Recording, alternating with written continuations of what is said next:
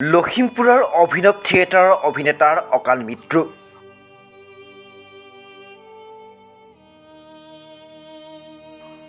লখিমপুৰ জিলাৰ ফুলবাৰী বোকানদীৰ ১ নং মাজগাঁৱৰ লক্ষীৰাম নাথৰ যোৱাকালি ডিব্ৰুগড় অসম চিকিৎসা মহাবিদ্যালয়ত চিকিৎসাধীন অৱস্থাতেই মৃত্যু হয়। এজন সফল অভিনেতা গায়ক আছিল লক্ষীৰাম নাথ।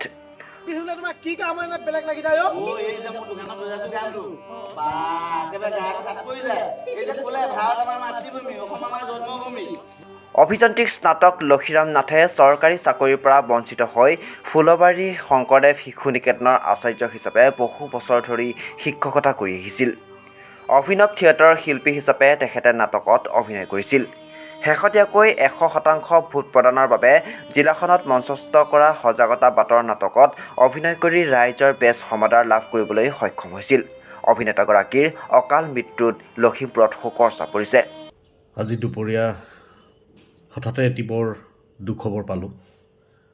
মনটো সঁচাকৈ ভাৰাক্ৰান্ত হৈ উঠিছে। লক্ষীৰাম নাথ বোকানদী মাজগাঁৱৰ এজন অতি গুণী মানুহ আছিল। আজি কেইদিনমানৰ আগতে এপ্ৰিলৰ ৭ তাৰিখৰ পৰা ১২ তাৰিখলৈকে মই তেওঁলোকৰ লগতেই আছিলোঁ।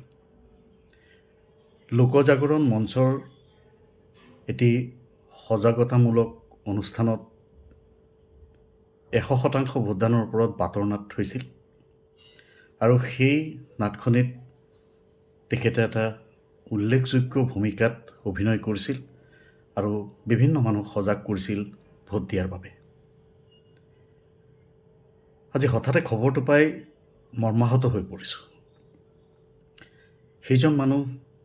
যিজন মানুহ ইমান ৰঙীয়াল মানুহ, ইমান গুণী মানুহ,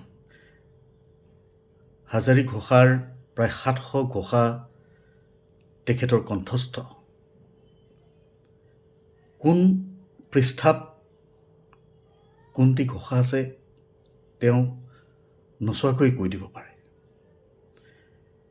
এনেকুৱা এজন গুণী মানুহ আমি হেৰুৱাবলগীয়া হোৱাত সঁচাকৈ বৰ দুখ পাইছোঁ আৰু মই তেখেতৰ আত্মাৰ চিৰশান্তি কামনা কৰিছোঁ।